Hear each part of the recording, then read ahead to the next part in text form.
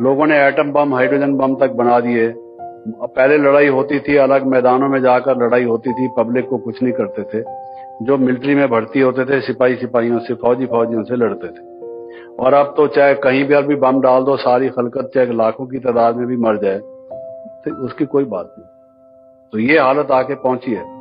तो अगर आप ये समझते हैं, कोई भी समझता है कि काम, क्रोध, लोभ, अहंकार नेचुरल हैं, गीता में जो कहा हुआ है कि कामात् क्रोधोपजायते क्रोधात् भवति सम्मोहः, कैसे काम से क्रोध पैदा होता है, क्रोध से मनुष्य की बुद्धि भ्रष्ट हो जाती है, मोहवश अपने देह के अपने अटैचमेंट से। ये क्या हालत होती है? ये नरक के द्वार हैं, काम, क्रोध, लोभ, ये नरक के द्वार हैं।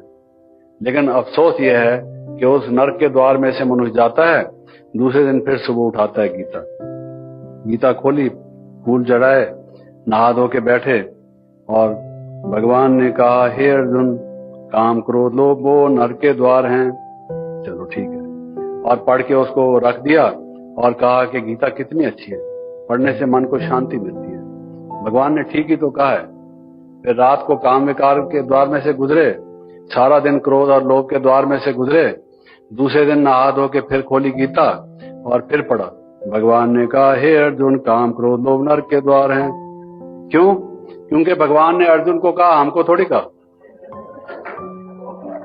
भगवान ने तो अर्जुन को कहा, हमको कहां कहा। So what?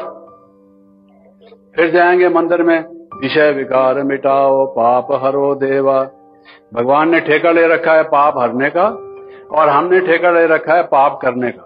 बताइए, देखें दोनों में से कौन जीतता है। What is this? कर हम रहे हैं, हम छोड़ेंगे नहीं तो कैसे छूटेंगे? आगे सोचिए। इसलिए अब ये चीज सोचकर कि हमने ये छोड़ना है, परमात्मा हमें पुकार रहा है कि मेरे बच्चे, मुझे तो कहते हो तू पतित पावन है, और मैं पावन बनाना चाहता हूं, और फिर खुद पतित बनते हो, और केवल बनते ही नहीं, जस्टिफाई करते हो, रैशनलाइज करते हो कि पतित होना तो लाजमी है, नेचुरल है। मेरे से भी आर्गुमेंट करते हो, इतने आर्गुमेंट करने वाले वकील बन गए हो। धर्मराज से भी आर्गुमेंट करते हो। कैसा?